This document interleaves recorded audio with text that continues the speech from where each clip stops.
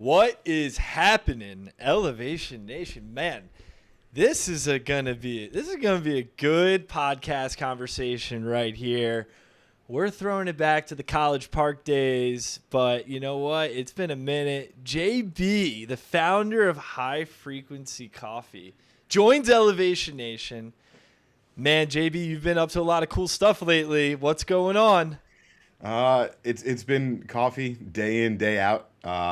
Left the corporate world almost a year ago. We're coming up on it, but we're grinding every day, perfecting the recipe, new recipes, getting this cart going for catering events. It's been a grind, but living in Jersey City, loving every minute of it. So we're kicking it. And JB, we're obviously going to get all into high frequency coffee, your story. But before we get into that, people are probably like, guys, what's his last name? You're just calling him JB. Can we talk a little bit about the fact that Parker and I, at least, don't know how to call you by your real name? You've just always been JB to us. It's been I've been JB since I was like before I could remember. And I went to University of Maryland freshman year, walked into my dorm freshman year. I was like, "Hi, I'm John." I was like, "I'm going to switch things up." And one kid I went on like a trip with when I was like a young teen was like, "Oh, JB." I was like, "Well, there it goes." So every single person started calling me JB from there. Get into the workforce, and I go by John, and I've been John at work for years. And then once I left, it's straight back to JB. Like I'm just not a John. I'm not a Jonathan. One of those names is too many syllables, so you can't go strictly Jonathan. I don't think if you're a Jonathan out there, then no shade, but Sam was throwing shade to me. We have show notes, and I didn't even write JB. I wrote Jonathan. And I'm like, now that Sam was saying before the podcast, he's like, wait, who's Jonathan again? I'm like, oh, wait, yeah, it's JB. Jonathan sounds so weird. But JB, man, we're pumped to welcome you to the nation. We start every episode off the exact same way. We got to hear your elevator pitch. Tell us a little bit more about yourself. So grew up in Central Jersey, lived there my whole life, then moved to Maryland to go to college, University of Maryland, go Terps. Graduated there. I took a job at a college in London that on the day we were moving out of our dick house senior year, I got like a job offer in New York City, and I was like, fuck it, let's go to New York City. Moved to New York City, worked in finance at advertising companies for 8 years. Moved out to LA with my now wife.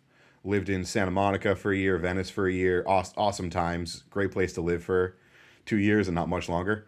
Moved back to Jersey City. Started doing this coffee business full time, and now we're here. That was obviously the abbreviated elevator version. We're about to dive in deeper to all of that. But JB, talk to us about those first couple years. You're working in finance. You went, and Parker and I talk about this all the time. We were in the top of the ladder. We were loving life, College Park, an incredible experience in our fraternity, some of the best memories I'll ever have. You think you're the shit, and then all of a sudden, the real world hits you. What was those first couple months and years like where you went from having fun, carefree, to I'm grinding 9 to probably longer than 5 in the finance world? Yeah, it was humbling, to say the least. Like I didn't do all that good off rip. I struggled. I didn't get a lot of I don't know what's the word for it. I didn't understand a lot of like the norms in the business world. Like I'd get there a little early just to like, cause I like being early to things, but I would leave at like 5:00 when like the hours were over and everyone was still working there. And like, I didn't get that. Like had to talk to people and start meetings. Like I didn't get the decorum off the jump. And that took a while. Cause like, I'm really good at talking to people in like a social setting, but I struggle in like a business setting because I want to be myself. I don't want to give out too much about my life, but I want to. So that's always been tough for me is like who I am as a person versus who I am in the workplace. And I've never had an easy time with that. That's been a huge challenge for me. Like people at work didn't know my life, didn't know what I like to do. I went by John. I was a different person. Like it really was a different persona. now that I'm doing something that like I'm driving, I'm in the captain's seat. Like I can be myself again. Like I'm on sales calls now, and I'm shooting the shit. Like I'm talking like I would talk to anybody else, and that part is makes it all the more rewarding and more fun. But those first few years, I struggled. I didn't know what I was doing. I was falling behind. I thought like, oh, I'll just figure it out like I did in school. Like I'll just coast through it and get promoted every few years and just ride the roller coaster. But I wasn't really going for it for a while. You know what's crazy, and appreciate you sharing that, is that how many people you imagine like feel like they have to show up as a different person at work because they feel like they have to play into this character that is just like made up in their head. I got to act this way. I can't talk about certain passions that I have or have conversations. I have to, present a certain way. I have to wear certain clothing. It's really challenging. It's for Sam and myself, it was a big oh shit moment, like kicking the ass. One, because we wanted to do well. And secondly is because like I'm always with you. I felt like I couldn't be myself at work. And it sounds like through our conversations, JB, you had a moment where you were like, wait, I got to make a change. Talk us through what that oh shit moment was like for you. I know you said oh shit or oh shit moment because they're kind of intercrossed here. But I was living in Venice working at my last job, and I was listening to the audiobook for Unreasonable Hospitality, Will Guidara, 11 Madison, like the best book ever for if you want to do anything, read that book. And I was listening to that book, and it was somewhere in the middle of the book, and he talks about what's your why? Because that's how you take that next step. That's how you make the leap. That's how you really start giving a shit. And I wrote that down on my phone. I think I could find the date, but I went into like a downward spiral after that. Asking everybody at work who I worked with, people I've worked with in the past who are on similar teams, similar roles. And I was like, what is your why? Like, what are you doing this for? What gets you up in the morning outside of the paycheck? Like, what's driving you? And I couldn't find my why. So and I've always found myself doing like passion projects on the side, traveling, hanging out with friends as like my why is like, if I don't work, I can't fund my personal life wise, which of those I had plenty. I had plenty of personal life wise, but the work life, I just assumed like the older generation, like you work a job for 50 years, you retire so you can afford to go on vacations and spend time with your family, and be miserable in your job from 9 to 5 and plus the commute. That's just the way it was 30 years ago, but today that's just not the case.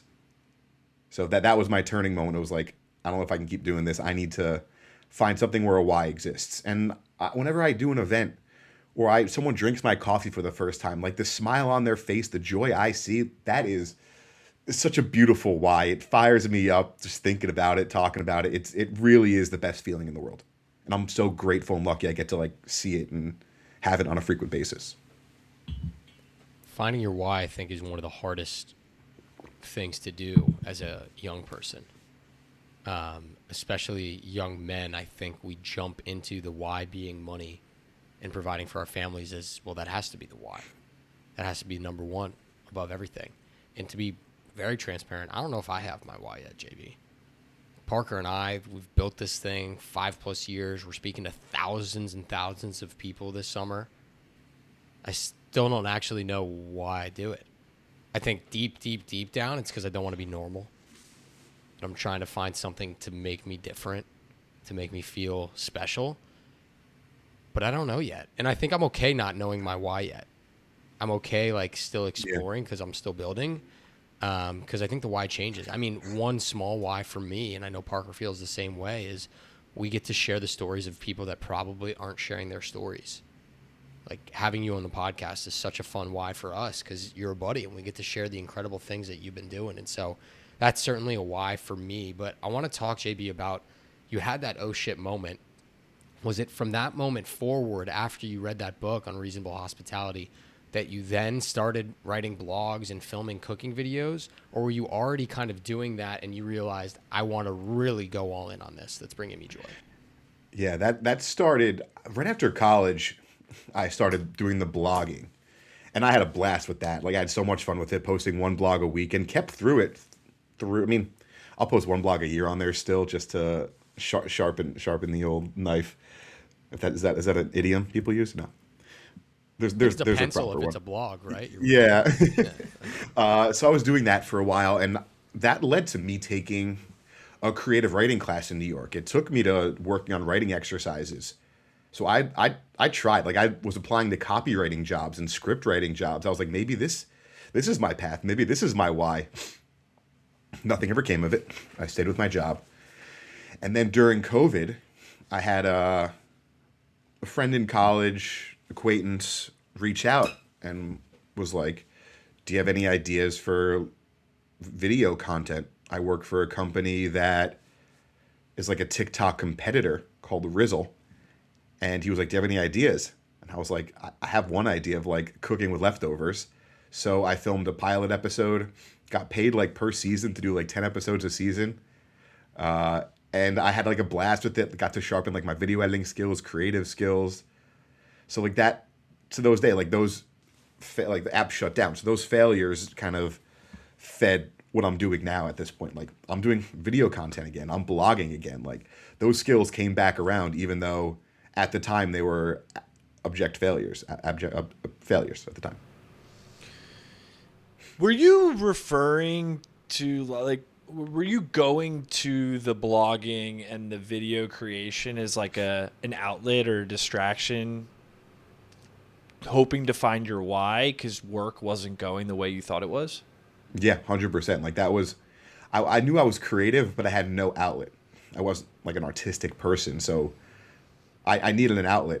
I did a podcast with Spectre, if you guys remember that too. We had Yeah, we had like yeah, 10. yeah. It got referenced in both of our wedding speeches. It's awful. Don't listen to it. Don't even look for it.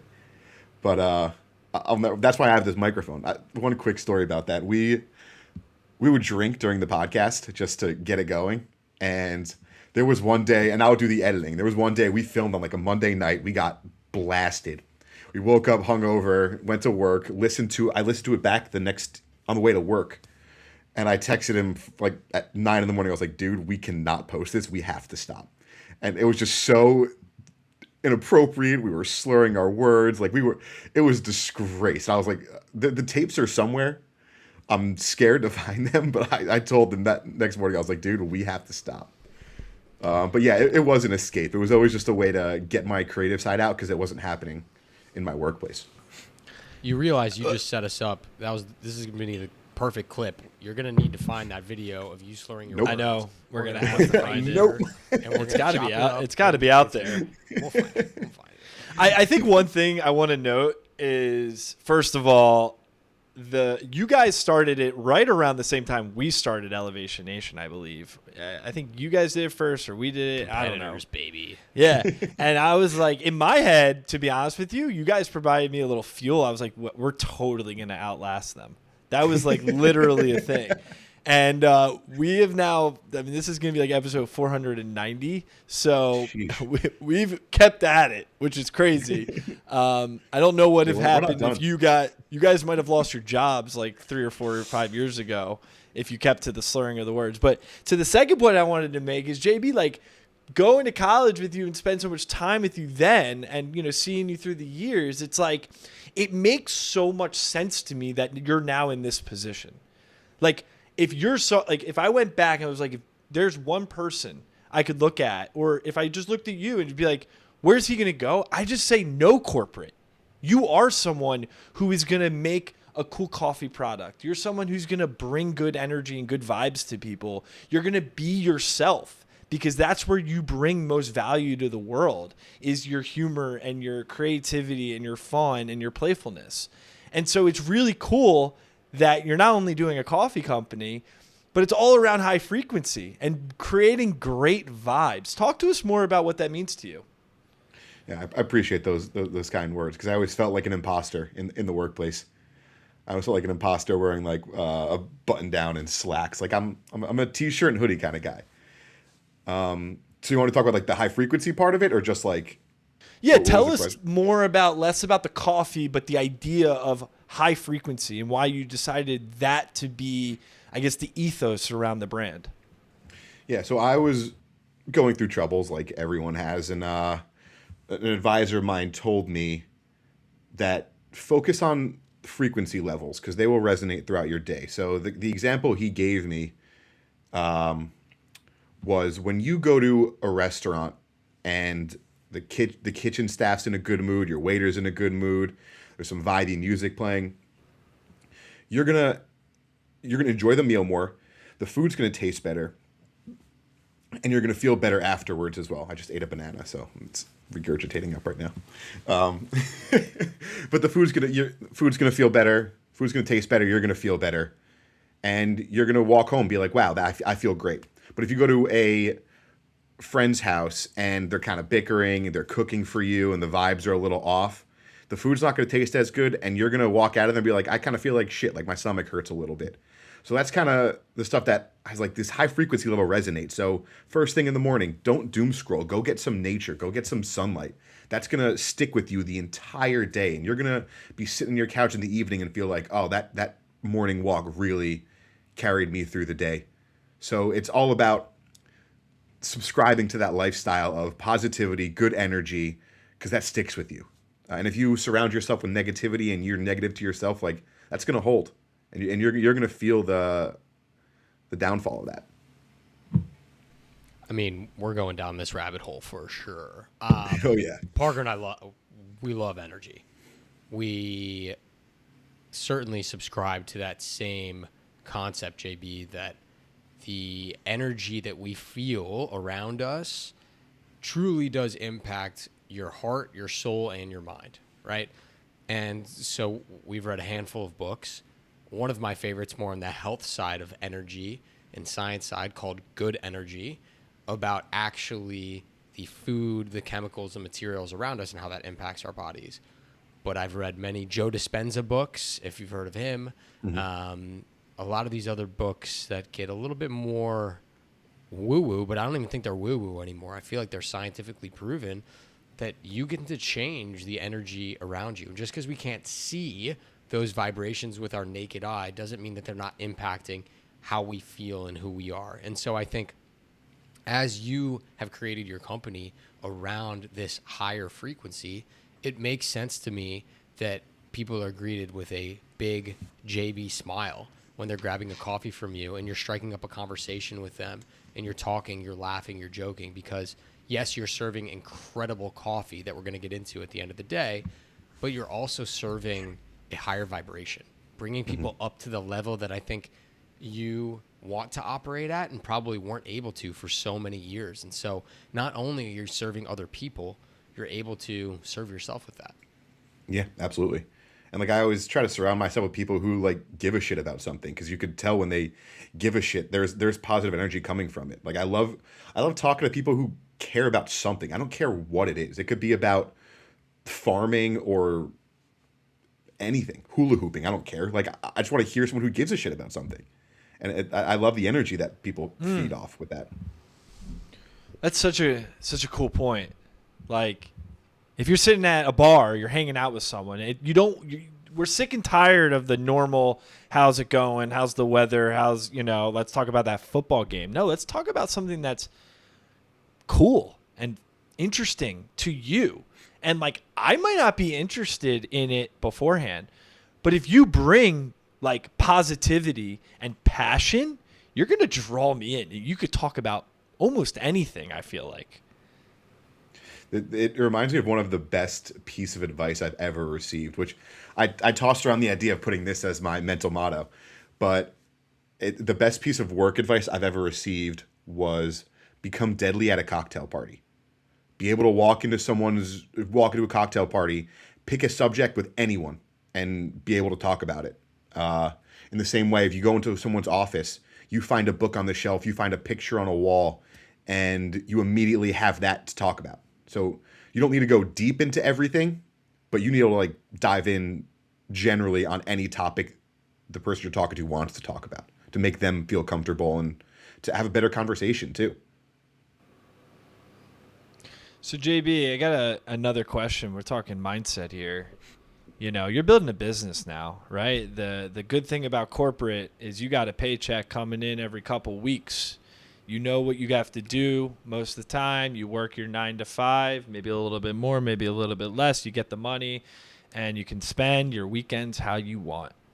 You are now running a business, and this is your livelihood, right? You don't necessarily know where the next dollar is. But we're talking high frequency, and I think it's coming down to the agreement that it's a choice to lead with good energy and positive experiences. But we know that business isn't always positive. How do you bring yourself back when inevitably times do get a little bit challenging with you in the business? The highs are really, really high. The lows are really, really low. And I get there. Like I'm trying to figure everything out, and I feel like I'm on an island with no path to the future. And it's hard to find my way out of it because like a lot of it overlaps with like personal life, and it overlaps with what's going on in the world. So there's a lot of, it feels like when it rains it pours, like things really do crumble. And those lows, like sometimes I can't snap out of it for a couple days, but like first of all, my wife Molly has been so unbelievably supportive. She's probably listening to this outside being like, that's me. So unbelievably supportive every step of the way, mentally, emotionally, physically, just being there for events, for when I need it, for ideas, for editing, for creative. She's been a godsend. I count my blessings every day. Could not have done this without her. Shout out Molly. We love you, Molly. There you go. So yeah, Shout would out, not be here without her. But it's a battle. Like you just got to roll with it. Roll with a smile. Just keep pushing. Because those bad days, like there was one bad day I had recently. I forget what happened. Probably nothing important. I went to drop off coffee somewhere, and as soon as I was like throwing it in the fridge, someone grabbed one and tasted it and like loved it. I was like, that's why I do it. Like the profit margin's like so tiny there, but like to see that smile, that really made my day. And it really just takes a little moment. So it's finding those little things throughout the day to keep you going. And like I said, like if you're having a bad day, go to the gym. Go get a walk in. We had a little 3:30 walk here today just to get through the evening. But it's a nonstop grind. It's a lot of it sucks, but it's really rewarding. And I'm really glad I'm doing it. Isn't that what makes it great? Yeah. Like the hard stuff, Yeah. right? Sam, I know you agree with that. I mean, we've had a lot of hard times through the years. We had moments where we both thought we'd be done, right? And being done is simply not getting on another podcast. Or hard things come up between, I got to do this thing. You got to do that thing. This person canceled, our speaking event sucked, right? You face so many things along the way, but then when you hit that high, you're reminded that that's why you do it. And like, you have to remind yourself when things get really crappy that I'm chasing that thing again. Yeah. And when those moments are high, I don't do this enough, but like write down what made you happy and like revisit it if you need to, or record yourself. Like there's a few videos I have of me just being so happy and like recording myself. Like I'm so grateful. This is the best thing in the world. And if I'm having a shitty day and I'm having things go wrong, I'll watch those videos. Like we booked an event the other day and I like just laid on the couch, like smiling, and Molly took her phone out and recorded me. And I was just like, I watched that video. I'm like, that was awesome. That was such a good moment. And why am I so miserable right now? Well, I think one of the reasons you're so miserable is because you're an elevator. And we like to talk about the fact that it's both a blessing and a curse. And the people that are born with this mindset, many entrepreneurs have this elevator mindset, is we have a really hard time soaking in our successes. And we have a really easy time of needing to do better and elevate more than what we did before. And so that video of you on the couch, JB, of booking your gig, when you have 5 different coffee shops open in a couple years from now, and something bad happens with building out your 6th, you might watch that video and be like, that doesn't move the needle for me anymore. Because we're constantly raising this bar of what makes us feel successful and happy. And that's, I think, the hardest thing for me when it comes to entrepreneurship that I've struggled with the most. Parker and I are literally going on tour, and I don't think it's enough. Like, I don't really care, which is kind of fucked up. That is messed up. Why don't you care? Yeah, get That's fired up. messed up. I'm fired up now. Why don't you care? What do you think? This is another walk in the park? Parker in the park. I mean, because we're doing it, right? And I think that's this hard reality of entrepreneurship is you look at many of the people around you, and certainly being in the podcast space where we have on all these successful people or following these entrepreneurs that are making more money, that are speaking to bigger crowds, that are doing all this stuff that I wish we were doing. And it makes you go, damn, I want to be at that level. And where I struggle, and I'm just a hand up admitting it, but I'm working on it, is realizing that my journey and my path is going to look very different from everybody else's. Whether I have more success in business or friendship or with my family or personal life, it's all kind of a different journey that I'm on. And realizing and appreciating where I'm at now in this moment, maybe the tour is just a small part of it for me, Parker. Maybe what I'm most proud of is the fact that you and I haven't beat the shit out of each other yet. I'm quite proud of that fact because I still love you and I still want to do this with you. We had a text message tussle the other day. God, what was it about? I don't even remember. It was a good tussle. It was like a nice jab back and forth, and A then little joust. yeah. I feel bad for you in the sense that JB, you don't necessarily have a co-founder. I guess Molly's there to help you along the way, but at least if I don't want to pick up the slack on something, or I can just say, Sam, you're better at this than me, you should do that, he will take it on. Or we could just talk, brainstorm. What's it like doing it kind of alone? It's tough. I always have the emotional support of having her around, which is awesome. And that's, I think, the biggest piece of it. And I struggle with creative stuff. She's a huge help with that. So, but she's holding it down, her job. She's great at it. She's putting in all her hours there, which is awesome. She's crushing it. So that's where I do feel like I'm on an island sometimes where I spin my wheels. I was lucky to stumble upon this group through Instagram, and this guy helps launch coffee carts, and it's been amazing. Just telling, pushing me to make the website, pushing me to work on SEO, how to build out your SEO, how to do sales calls. I never learned how to sell, so I have a call every Monday and office hours Tuesday, Wednesday, and it's okay to use him as a resource and ask for help because I would not have been in this place had I not been for him helping. Shout out Johnny Cortado. Yeah. But he's been utmost helpful. And one thing that kind of relates back to your point before, it's a great thing. I'm so happy I'm in this group. I needed it. It's tough because a lot of it is comparing yourself to how other carts are doing in your area. There's a ton of competition for this, and it's stressful and aggravating to see them doing so well and so quickly. But they might have two founders. They have been doing it for years. They've been in the coffee space. They've been in the selling space. I'm so green to all of this, and I just keep comparing myself, even though it's insanely frustrating. And I relate it back to this point. I've been watching a ton of NFL coverage right now because the draft's going on, and analyzing players and their paths in college and high school and now the pros. Growth is not linear, and my growth certainly hasn't been I keep relating myself these athletes. Some guys got hurt their sophomore year and tore their ACL and had to sit out, and their measurables went down, their speed went down, but they're gonna, maybe they had All-American senior year and they were the captain of the team. The growth isn't linear. It fluctuates in terms of speed and timing. So you can't compare yourself to other athletes out on the field. And I am not a good athlete anymore. I'm a great athlete. I'm not athletic anymore. But you can't compare yourself to the competition. You can't compare yourself to others. It's not going to get you anywhere. Yeah. So why do it? So JB, I want to talk about carts, golf carts, coffee carts, all the carts. You've learned a lot about carts with a business here. I'm curious, when you are building out this business, does it ever feel like you're playing Sims or one of those little restaurant games? I never played Sims or what was it, Roller Coaster Tycoon? Yeah, I kind of feel like I know what you're talking about. Higher stakes, I'd say.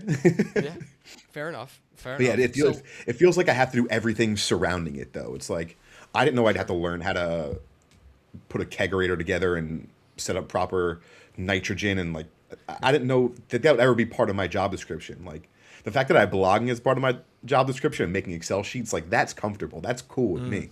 But operations, logistics, sales, the tech side of it, the physical blue collar side of it, I should say, like the handiwork. I'm not handy. I have like a callus on my hand. Like there's no there's no working in a wood shop for me. But I'm having to learn how to use it. I have so many wrenches now that I don't even know.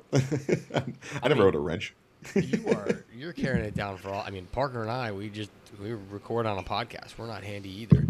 I'm curious though. Give us a little spec overview of the cart. What size are we talking? What's some of the cool? How do you even buy a cart? Did you build a cart? Like, where do you get one? Yeah, so we did a bunch of research. There's a company out in the West Coast, I think in Yorba Linda, near LA, and they build carts for catering, ice cream, coffee, and found them on Instagram, Ridgecraft Carts. They're amazing.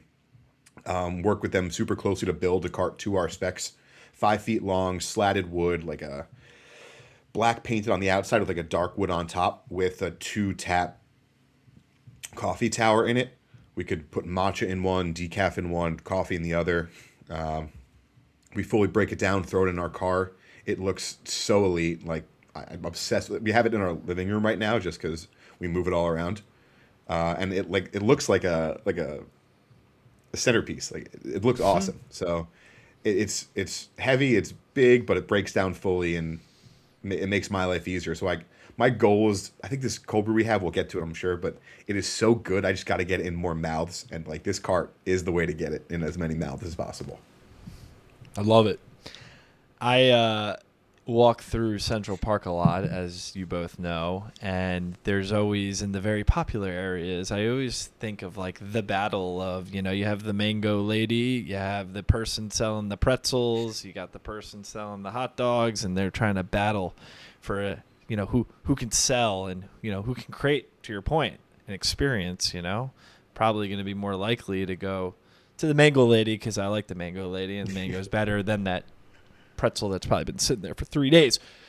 Do you have like a story for us where there was like a standoff possibly with another cart, and what did you do to be able to get people to come to your cart opposed to other people's carts? I mean, I'm still pretty new to the cart side of it, so I don't have any of those. I had one lost business recently that kind of upset me, and I didn't win it. It was for a minor league baseball team that I grew up rooting for, and they wanted to have a coffee cart in, and I was one of two. I was down to the last two, and I didn't even get a chance to have a call with them. So I was like, like that hurt. So like, I was like so excited about that. What do you think it was? The other carts been doing it for a while. They're so good at it. Like I can't knock them. Like they have a really good website. They're the first option in the area. Like I'm not there yet because I'm still so new to it, and like that's part of the way of like fighting through it, and part of the ups and downs is I'm gonna be in those fights someday, and I'm gonna have to win over somebody with an add-on or a sale or me being myself. I think that's a big part of it, but I'm not in that fight yet. Like I know I'm not in that fight yet, and that's something hard to come to terms with because it's frustrating seeing everybody else get sick business and me just toiling along. But I know I'm going to be in that fight one day, and that's a big mental hurdle. That's a big motivator is to get in that fight. Hell yeah. And the fight is happening. That's big. You're in a space that there is fight, that there is competition, that you know what? You didn't get the minor league baseball team, but you can look at that company. You could say, okay, what can we replicate? What can we know that works, that they're doing really well? And then get into the fight. To your point, like make yourself more competitive in that sense, and screw just minor league baseball. Yeah. There are so many places that people drink coffee and need coffee. Corporate events. You can be in Central Park. I don't know. You might have Bar to get mitzvahs. like what this is. Don't Bar kids mitzvah. drink coffee? Anywhere. Girls. Anywhere. Everyone Weddings, drinks brand coffee. activations. Yeah. any I mean, company event. JB, you look great in a yarmulke. You know that. I think the bar mitzvah space, and I'm like saying this Covers up slightly the whole kidding. bald spot. That part I was joking about. But the reason why I say that is Parker and I never expected us to find our niche and stumble into public speaking at summer camps, mostly Jewish summer camps, to be perfectly honest. But we find ourselves here now going on tour and doing all these camps and making an impact on the exact demographic that looks at us and resonates with us.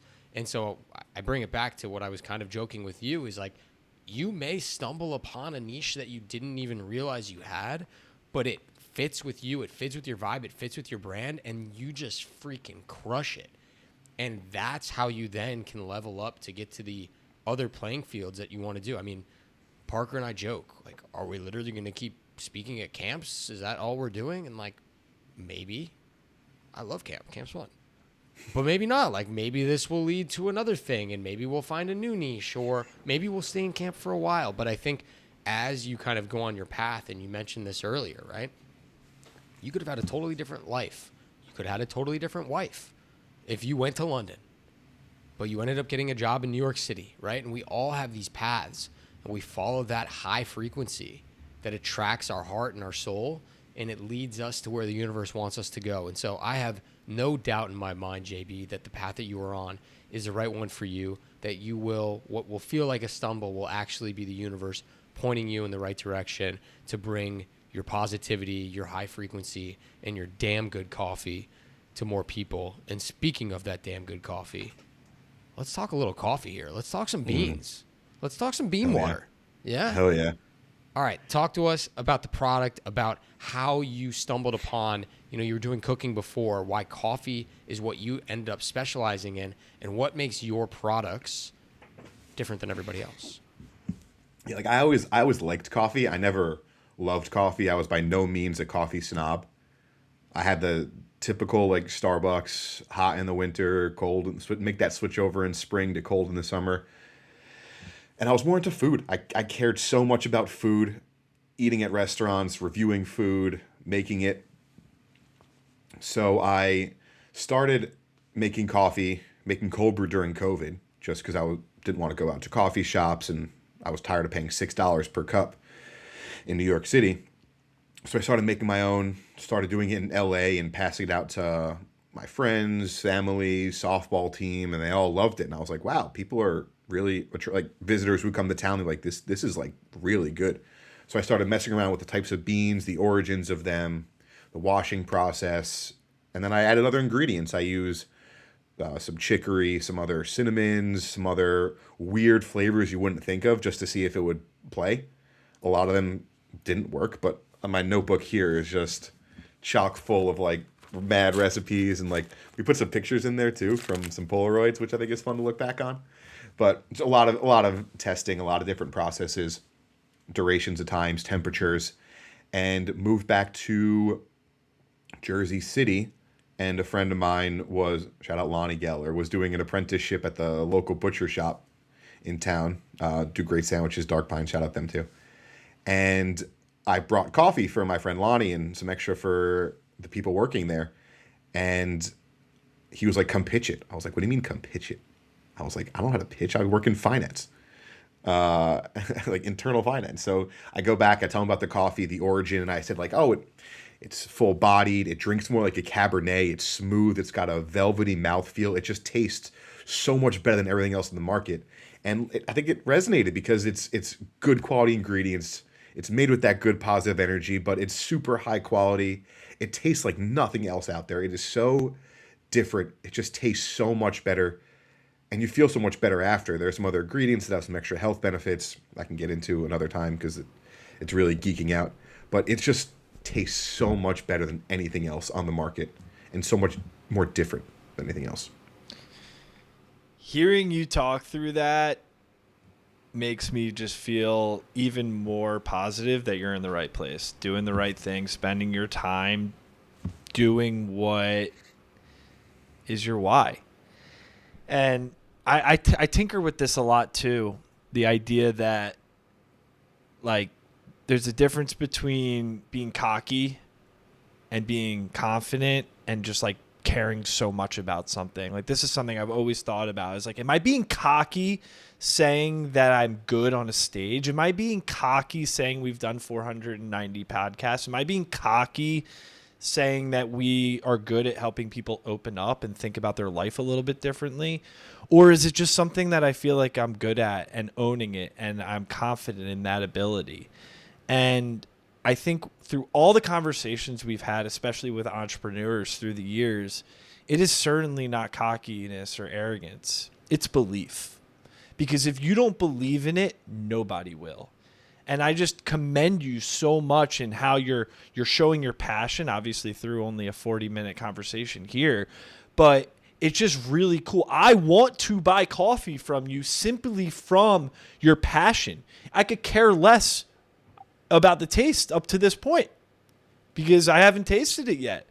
But you've sold me because I like you, just the way that you're putting time and effort and energy into crafting this thing. I guarantee it's going to be great, and it's going to be unique and special. And I implore you, I hope you continue to lead with that, because that is at the core of what the brand is all about. And so JB, just like appreciate the authenticity and the realness on the podcast. We do have another section called Rapid Fire. We're going to throw some fast questions your way. I feel like you're going to be good at this. I feel like this is like right up your alley. And first thing that comes to mind, you gotta help us out. Okay. So what is the craziest thing you've tested in your coffee, that isn't coffee beans? At one point early on, I crushed up a bunch of different types of cookies and threw them in there and see what that would do. That was pretty obscure. What is this, like a little sugar? It adds a little sugar element It was like to it? Oreos. It was like peanut butter cookies. It was like Thin Mints. I just like blended them all up. I was like, fuck it. Can't taste bad. It was bad. Really, really sweet. We tried. All right. Maybe I'll ask this question to John. So, John, what is one specific part of your past finance identity that you're so grateful you got to kill off as you became JB with High Frequency? It's got to be just being myself. Like I always felt like I had to be an imposter, and I feel like I get to like shed that skin a little bit, and it comes back. Like if I'm on a call and it's like something relatively professional, I'm still like tight. I'm not myself, and like sometimes Maya will be like, "Hey, like loosen up a little bit. We'll take calls together." She'll mute, be like, "Relax, take a second," because I get freaked out and antsy to be so professional. That's just not what people want to talk to. Love it. Here's a fun one. This is going to bring this whole conversation together, and I think it's a question that you know very well. JB, what's your why? There's another quote I'm going to go back to here. And I have it written down on my phone. I wasn't going to bring it up today, but it's in my phone from like 2020 or something. I don't know who it's attributed to. You can find it on Google, I'm sure. But it was, if you are struggling, make someone else smile. And that's that I like think back to that all the time.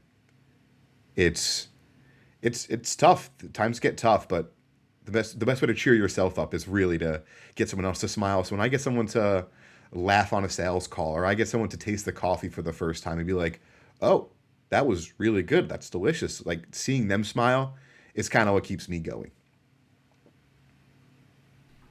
All right, one more rapid fire for you, JB. We're talking origin of beans here. What is the favorite place that you like to get your beans from? And can you describe, you did a beautiful job of talking about a velvety mouthfeel and Cabernet-like drinking experience. I'd like to get a little bit more of that frequency and energy my way. So please describe that for me as well. So I get my beans from a roaster out in LA called City Bean Roasters, and they get these Guatemalan beans from Huehuetenango, which I love saying. Yeah, that sounds good, right? It's high elevation coffee, washed beans. They have like notes of like that chocolate and cherry naturally too, like a little bit of cereal notes. Tie that in with the chicory and the other spices added. It's just all comes full circle. There's subtle tasting notes. There's notes that will punch you in the face. It's just a super delicate balance that it's taken a while to work on. But beans matter. Always get organic, fair trade. If you could trace your beans back to the farm when you're buying it, that's all the better. The more info you have on the beans, the better. So if you're looking to buy beans, I feel like I consult with people all the time on what kind of beans to get. Find your favorite coffee shop. Go to your favorite coffee roaster and just ask questions. Ask to do a pour over sample.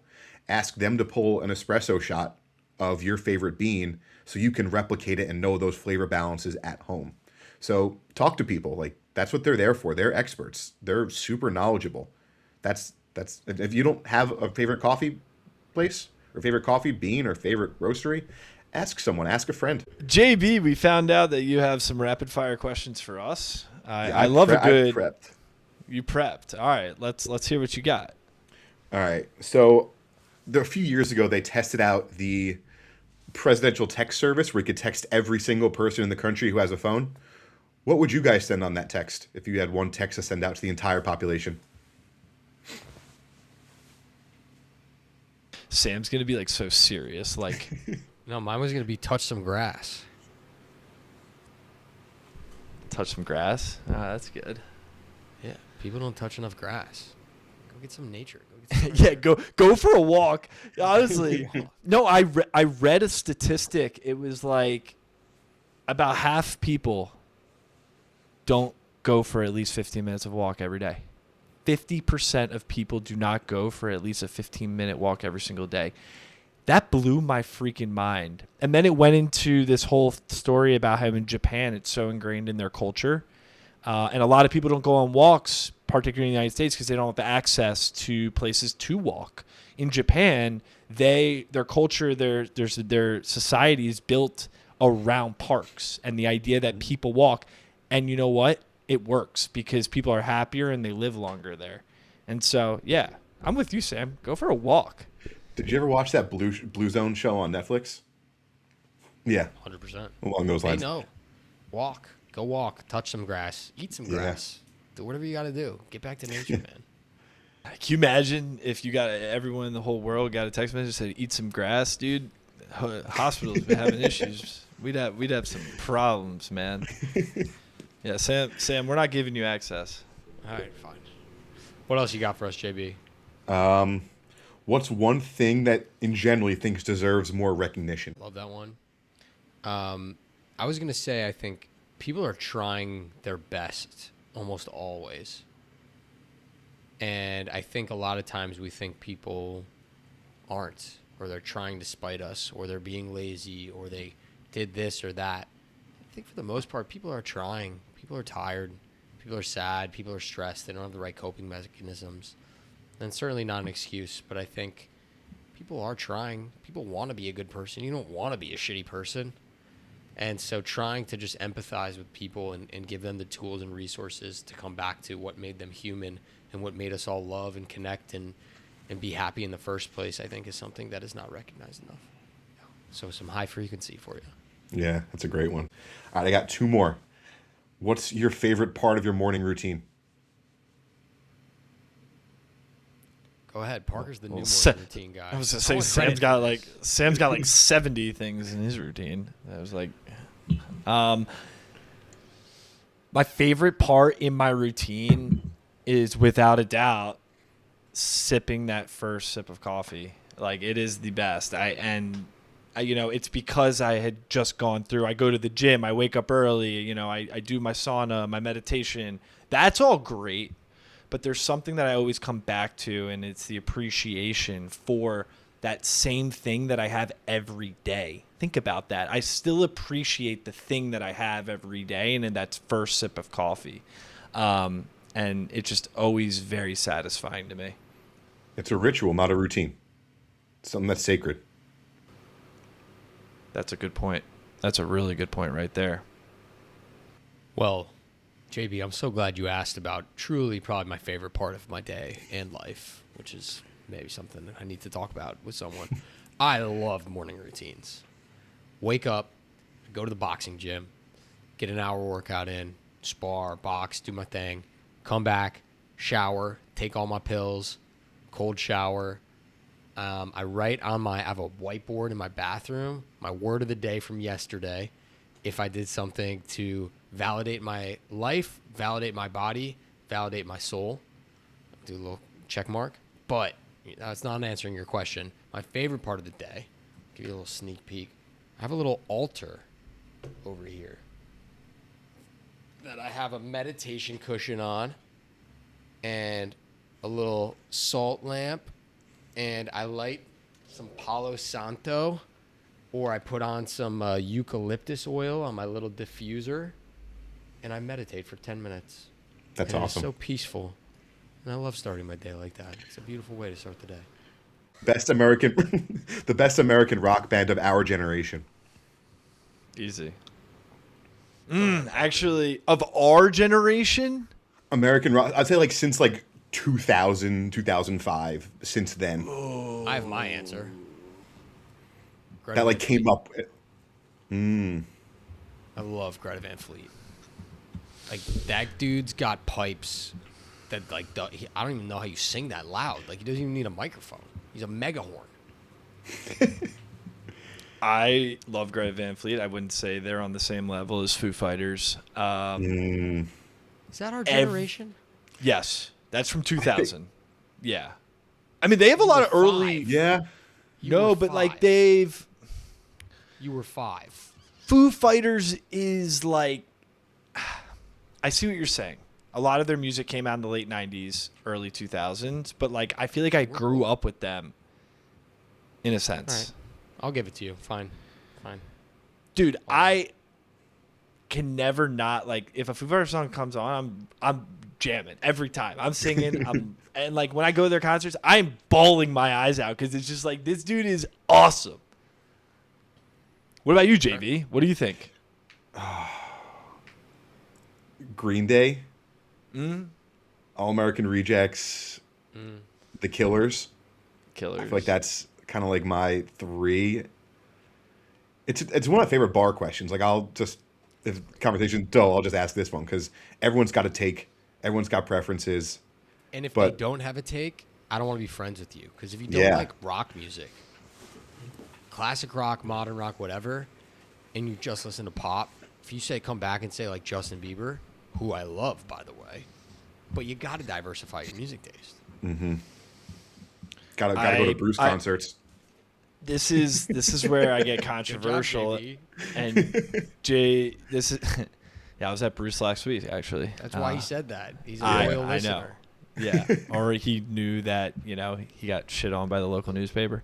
I love Bruce. I think the greatest band of all time, though, is the Grateful Dead, and I will stand by that for all time. JB, those were great rapid fires. Thank you for Thank you. inviting us to share a little bit more on the podcast.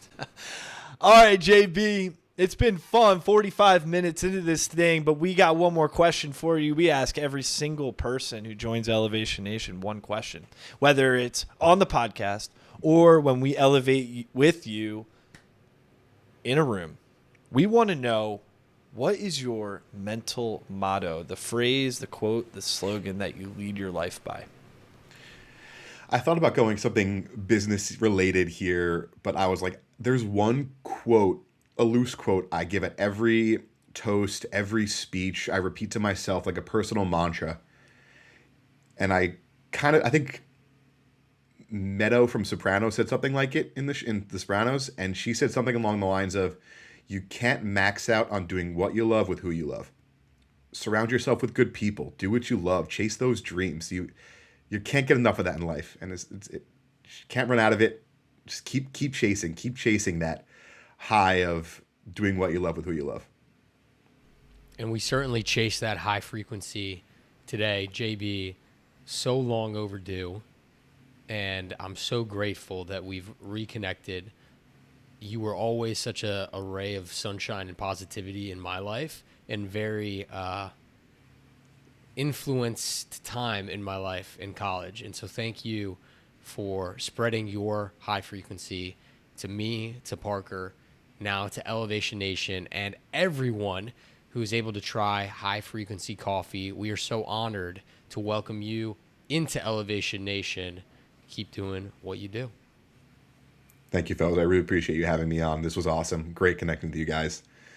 This was awesome. I'm pumped.